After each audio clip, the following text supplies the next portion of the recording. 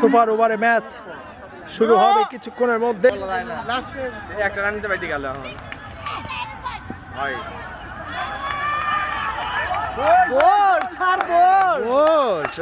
Super ওভারে প্রথম বলে বল অপু।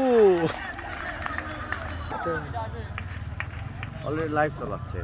ও আউট, 2 বলে 2 আউট। সুপার ওভারে 2 বলে 2 জন বোল্ড হয়ে গেল। হাই হাই না 2 উইকেট আগাইছিল কারা আগাইছিল এরা ও প্রথম একটা রান নিলে পরে জিতবে তো। হাই হাই মানে জিতে গেল জিতা ম্যাচ ছিল 2 বলে 2 উইকেট করে দেওয়ার কারণে ম্যাচ শেষ। কি করে